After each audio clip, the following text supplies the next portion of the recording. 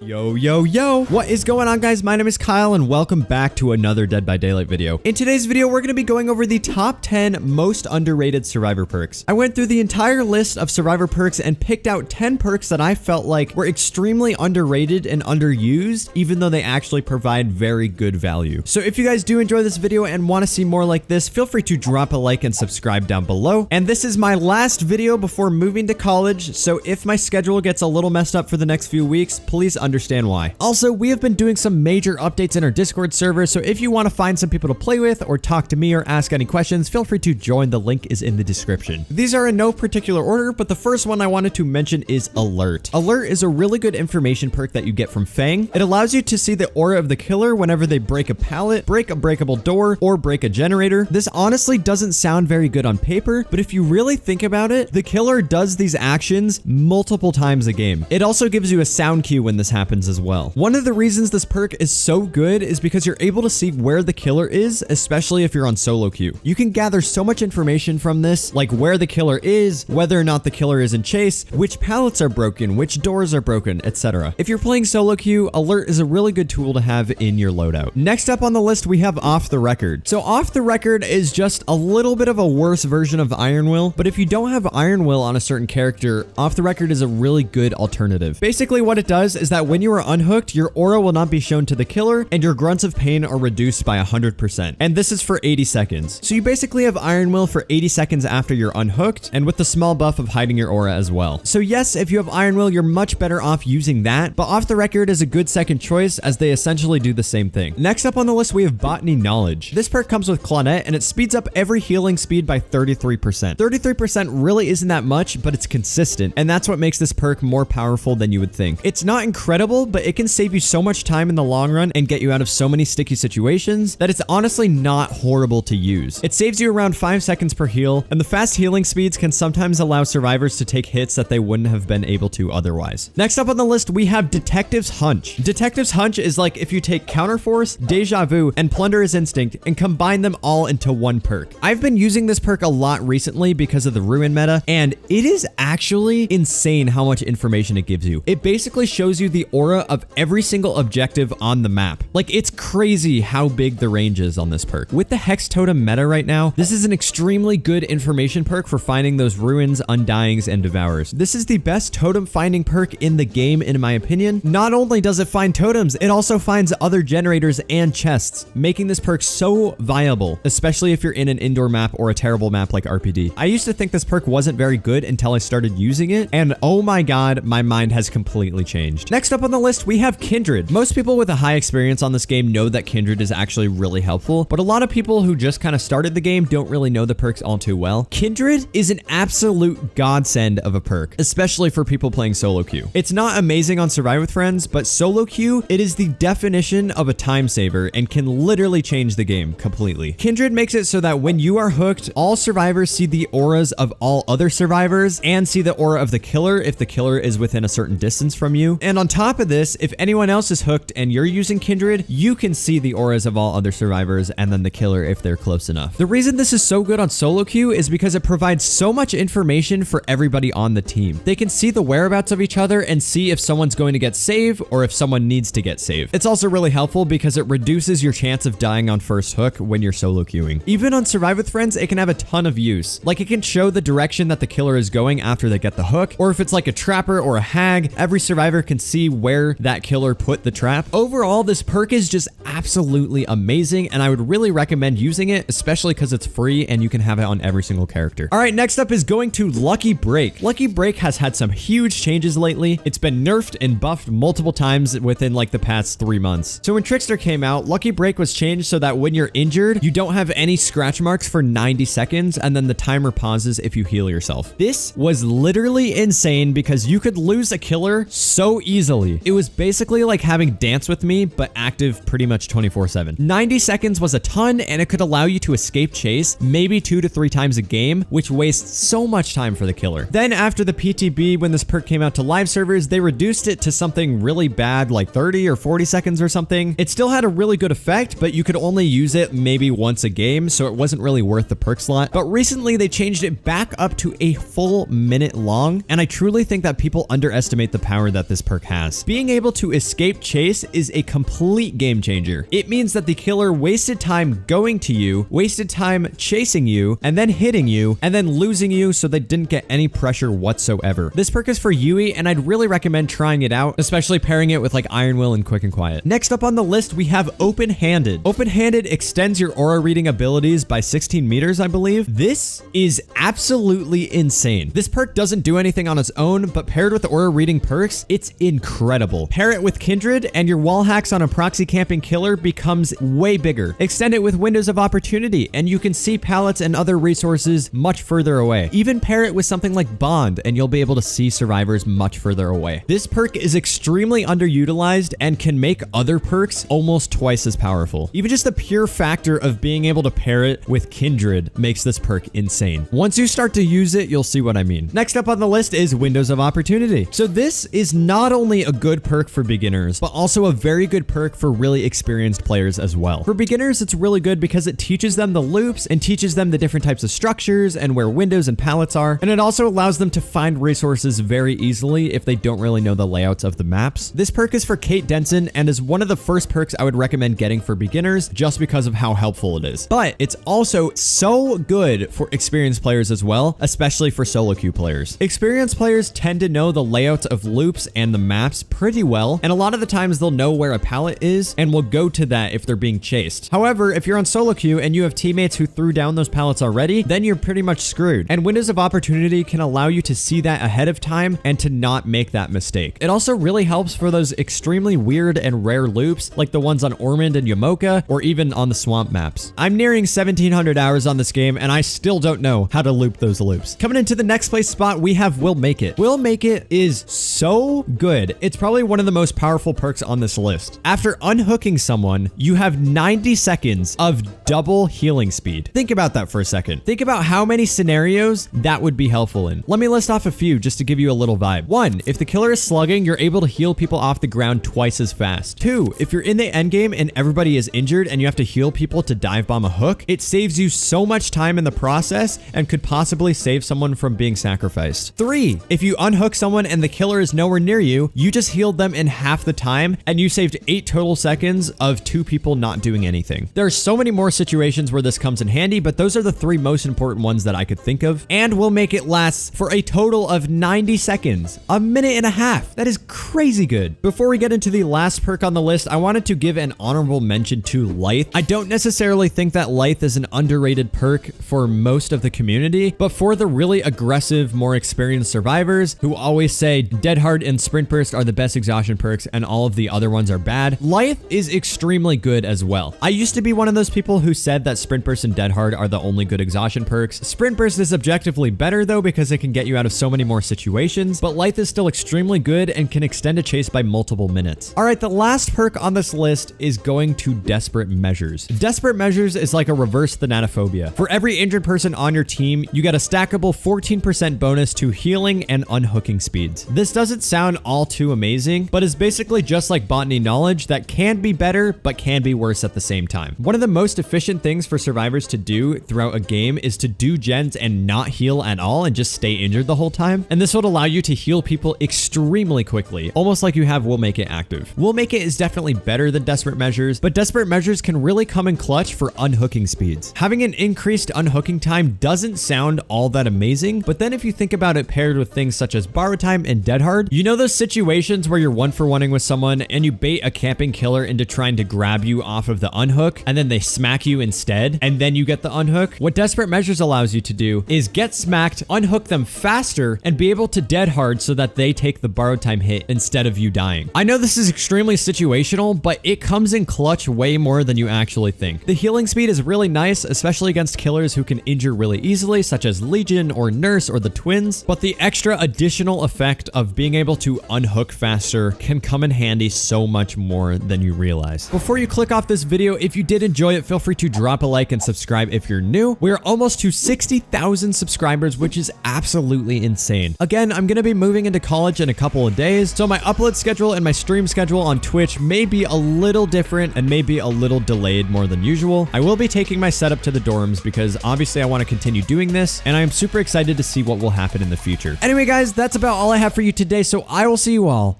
in the next one. Peace!